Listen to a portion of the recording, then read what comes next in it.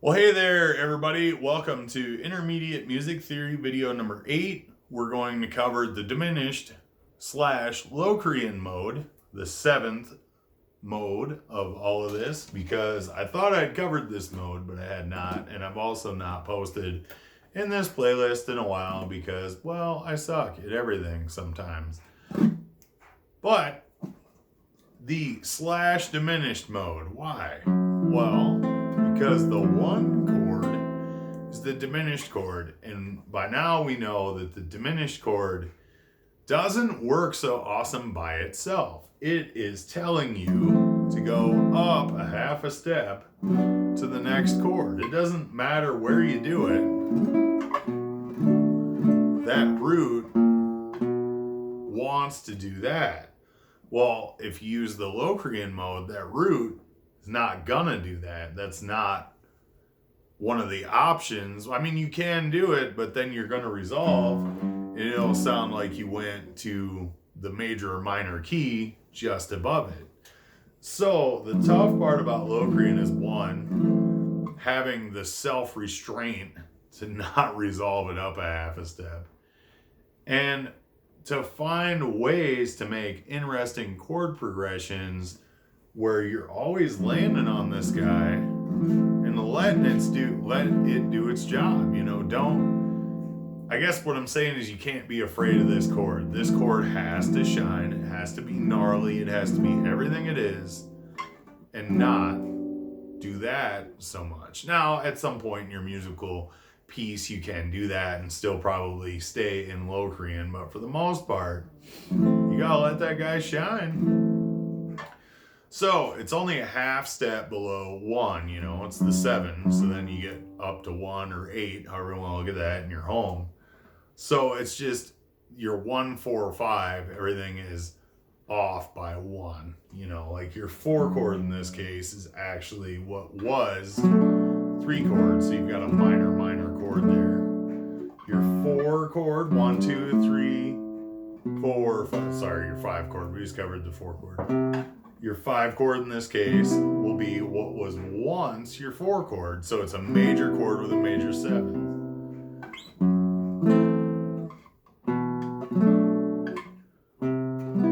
So that's your 1, 4, 5 there. Now, you could do the old 1, 2, 4, 5 if you want that guy to resolve. I think, personally, I guess if I was going to play something in Locrian, I wouldn't want it to resolve a whole bunch, so I would probably not use 1, 2, 4, 5, 1 much.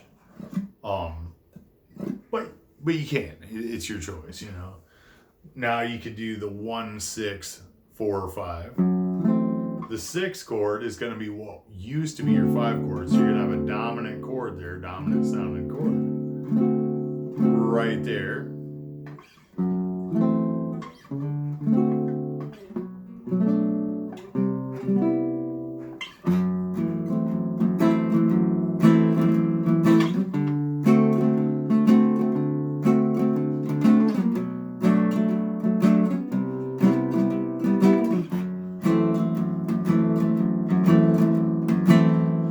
Now, I think that chord progression sounds really cool and really interesting, but you can definitely hear it's incomplete, right?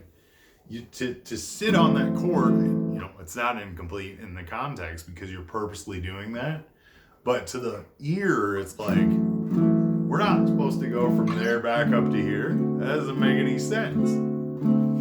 Your ear is forever telling you that didn't make sense to go there. But it's kind of fun. Now you can smooth that blowout a little bit by going to the 4 chord first, like we've been doing. Why? Because that 4 chord and the chord that this thing is supposed to resolve to, are common tone chords. That chord and this chord have a lot of tonal similarity. So to go from this diminished chord up to that chord is not completely outlandish to the ear. But if you go from this chord straight up to the 5 chord, or the 5 chord in this context, that's going to be a little more harsh on the ear. Very disjointed.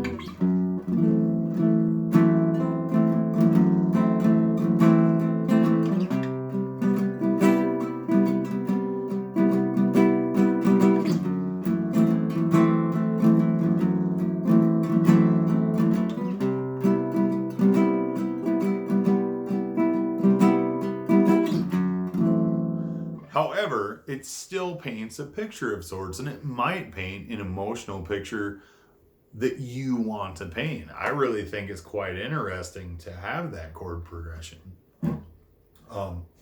Now, another option is to go to the 3 chord of your Locrian, which is, you know, the 2 chord of the major. Now we're everything's close enough now to where you can kind of refer back. When you get, you know, way out to Lydian and Mixolydian, it's best to just have a chart that explains, but we're just sliding everything over one. So in this context, what was the 2 chord is now our 3 chord, because everything just kind of moved, you know. So go from this fella.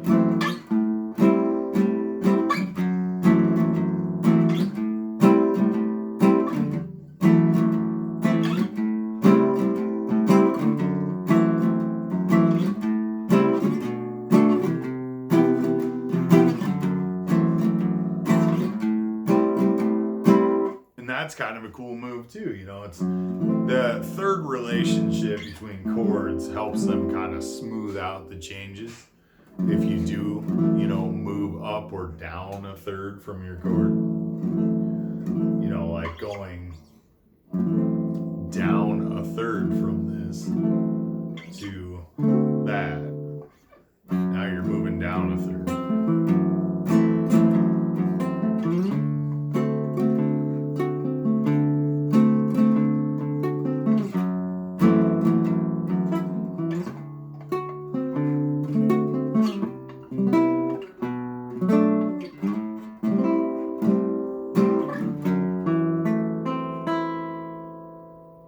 And that's 1. You're going to leave it hanging. You're not going to go up there. So that's the Locrian mode. I mean, we've covered all the modes to where I think you get the idea. Everything just moves over and you go from there. And you know, you kind of hang out on whatever's your new 1 chord a little more than the rest of the chords to establish that this is where we're hanging out. And everything as it relates to it is a little funny, you know, because clearly, if you hang out on that chord a lot, but you use all the chords of G major, but still end up back to that guy, it's going to sound like you're playing in Locrian. It doesn't matter if you go 1, 4, 5, 1, 2, 4, 5. None of that matters. If that thing is your focal point, that's where you're going to feel like you're at. It's kind of like playing in G major. If this thing is your focal point and you just use all the chords of G major around it, but end up on this guy a lot, it's gonna, at the very least, it'll be G major centric. It may not be strongly G major, but it'll certainly have a key center of G major. And the same goes for any of the modes. If you hang out on that, you know, say A Dorian, you hang out on this chord more than the rest, but you use all the chords in different orders from G major, it's going to have a bit of an A Dorian feel because you're accentuating that chord instead of that chord. They're the same key, but where you accentuate's what matters. And that's the whole point of a mode, is where your focal point is. What are you making the important chord? And then that'll kind of make the mode happen. So there you go, guys. There's the Locrian / diminished mode. Have a wonderful day. Have fun with it. I think you could find some super cool ways to express yourself musically using this mode. So have a good day. You're going to do awesome.